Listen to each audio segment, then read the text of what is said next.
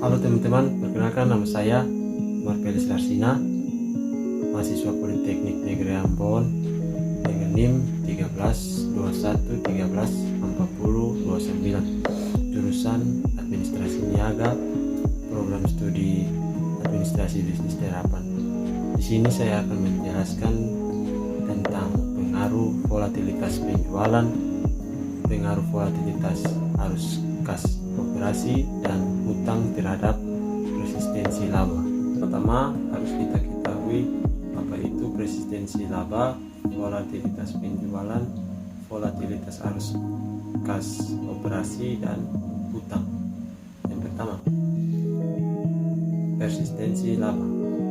Persistensi laba adalah laba yang tidak mengalami fluktuasi yang signifikan setiap periode sehingga mudah memprediksi laba pada masa yang akan datang.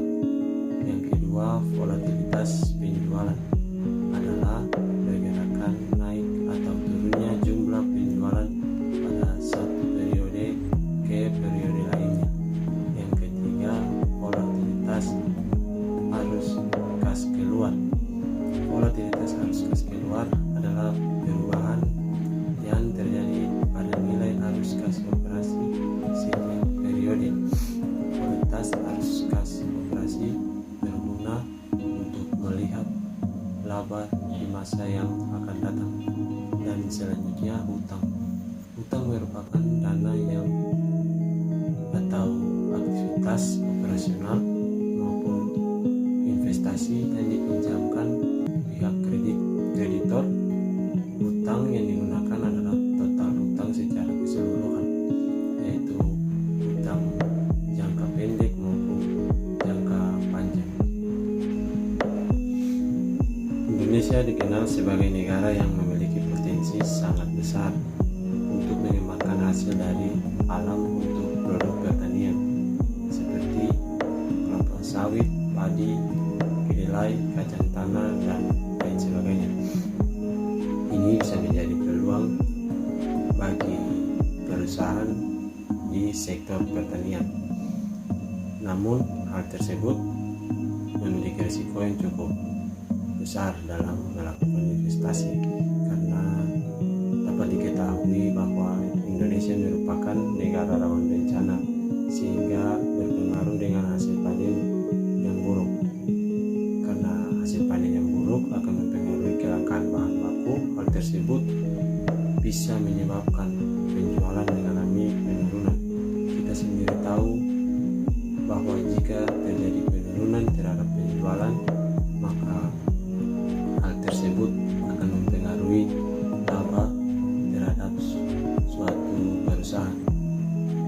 Hal tersebut menjadi perhatian penting dalam mempertimbangkan pada suatu perusahaan dalam melakukan sebuah investasi pada bidang sektor pertanian.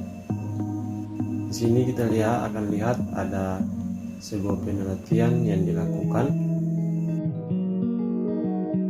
Penelitian tersebut dapat disimpulkan bahwa resistensi laba dapat dipengaruhi oleh faktor internal lainnya, yaitu volatilitas arus kas operasi. Angka arus kas operasi akan berbeda-beda setiap periodenya sesuai dengan kebutuhan perusahaan, sehingga nilai akan sulit untuk diprediksi. Jika perubahan nilai volatilitas arus kas keluar sangat signifikan dalam waktu yang singkat, maka dapat diindikasikan bahwa nilai arus kas operasi terjadi kesalahan pencatatan dalam laporan keuangan. Hal tersebut dapat mempengaruhi laba pada suatu perusahaan. Di sini kita akan juga melihat tabel hasil riset yang dilakukan oleh Bursa Efek Indonesia.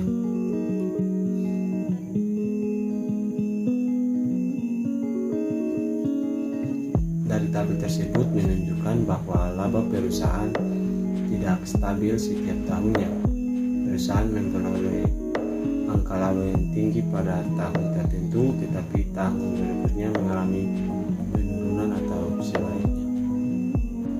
Ada Ada beberapa landasan teori yang bisa dijadikan acuan dalam melakukan penelitian. Teori sinyal yang dinyatakan oleh Ross pada tahun 1977 menyatakan ada dua bentuk informasi yang akan diberikan oleh pihak perusahaan, yaitu informasi yang memiliki sinyal baik dan sinyal buruk.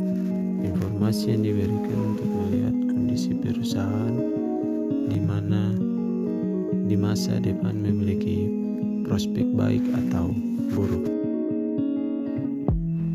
Teori yang kedua yaitu menurut Dekchow dan Ditchev pada tahun 2002 dan Indra pada tahun 2014 yang menyatakan bahwa volatilitas penjualan merupakan nilai penjualan yang mengalami perubahan baik meningkat ataupun menurun. Berdasarkan teori sinyal tersebut, variabel volatilitas penjualan dapat memberikan informasi kepada pihak internal ataupun eksternal perusahaan. Informasi yang diberikan berupa naik atau turunnya nilai penjualan setiap periode. Dan sekarang kita akan masuk pada materi yang akan kita bahas di hari ini. Yang pertama, pengaruh volatilitas penjualan terhadap resistensi laba.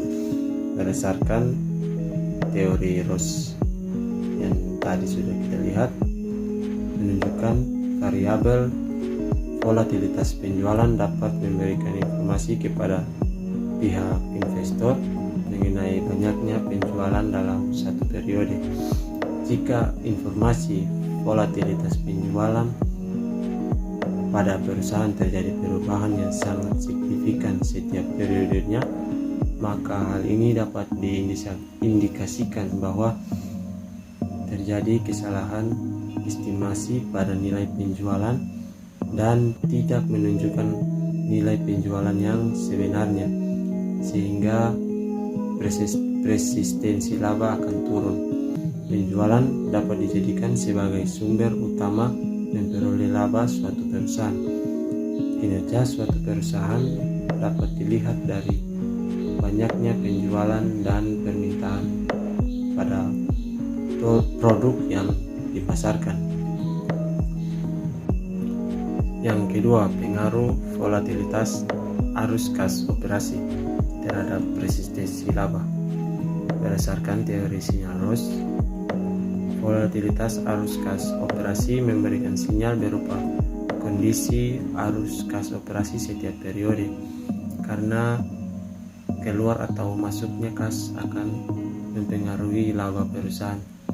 Jika terjadi perubahan yang signifikan dalam nilai arus kas operasi perusahaan, dapat diindikasikan bahwa terjadi kesalahan dalam pencatatan. Informasi diberikan sinyal buruk karena arus kas operasi tidak menunjukkan keadaan yang sebenarnya, maka hal ini dapat mempengaruhi resistensi laba. Dan yang ketiga, pengaruh hutang terhadap resistensi laba. Berdasarkan teori sinyal Ross, perusahaan yang memiliki hutang yang tinggi maka resistensi laba yang dimiliki akan meningkat, karena tingginya hutang suatu perusahaan juga menunjukkan bahwa perusahaan memiliki kinerja yang baik.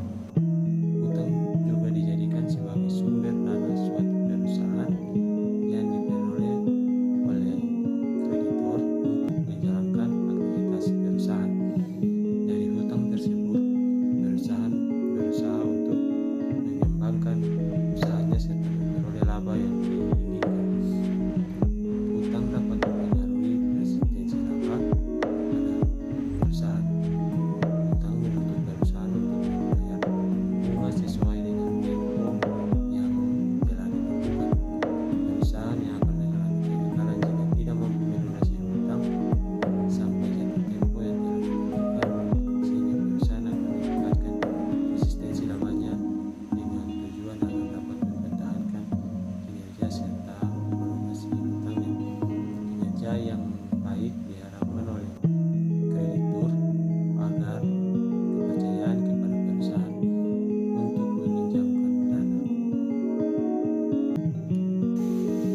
pembahasan yang dapat saya sampaikan pada hari ini.